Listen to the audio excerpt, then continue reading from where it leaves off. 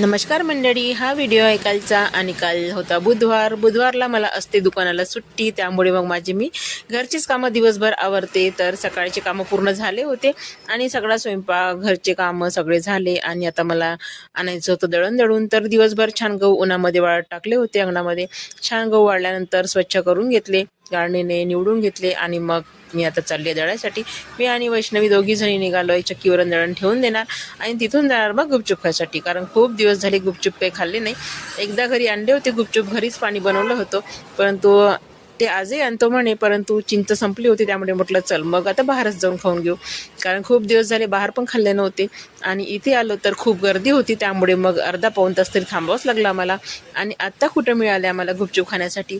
इथे गुपचूप खाल्ले आणि आता आम्ही निघणार आहोत घरी जाण्यासाठी.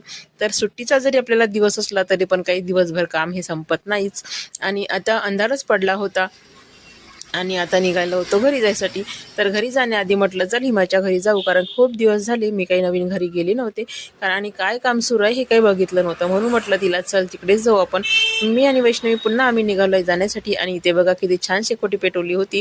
तर तिथून आलो आता हिमाच्या घरी. नवीन घरी काय काम सुरू आहे ते पाहून राहिलो होतो. तर तिथे फर्निचरचं काम सुरू झालं होतं आता, आणि पेंटिंग पुन्हा बाकीच होती. एक हात मारला होता पेंटचा आणि डबल कलरिंग करायचंच होतं. आणि चंद्रदेवाने छान दर्शन दिलं होतं, छान निघालं होतं चंद्र.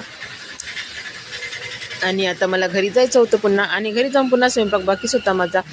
मी म्हणते ना की आपले कामं काही सुटत नाही, सुट्टी असो की काही असो. घरी आल्यानंतर मग अंडा भुर्जी आणि पोळ्या बनवून घेतल्या आणि मी आणि वैष्णवी मसाला भात खाणार होतो, कारण मसाला भात बनवायचा होता मला वाटाण्याचा. तर पोळ्या आणि अंडा भुर्जी बनवून दिली सासूबाईंना आणि यांना, आणि आम्ही बनवला मसाला भात माझ्यासाठी. वाटाणे टाकून छान मसाला भात बनवला. आणि आता निवड मसाला भात काय खायचा म्हटलं, म्हणून त्यासोबत आता सलाद, नाहीतर मग दह्याचा मठ्ठा, दह्याची कढी काहीतरी पाहिजे. म्हणून मग आता दह्याची कढी मठ्ठावर काही बनवलं नाही, परंतु एक टमाटर छान कापून घेतला आणि एक कांदा कापला छोटा बारीक, आणि त्याचे पातळ काप करून घेतले. आणि कांद्यावर मीठ आणि लिंबू पिळलं छान, आणि टमाटरवर टाकला मीठ आणि सांबार आणि कांद्यावर, आणि एक पापड भाजून घेतला आणि छान सलाद तयार केलं. आणि या जेवण करायला. कसं वाटला मिनी ब्लॉग सांग.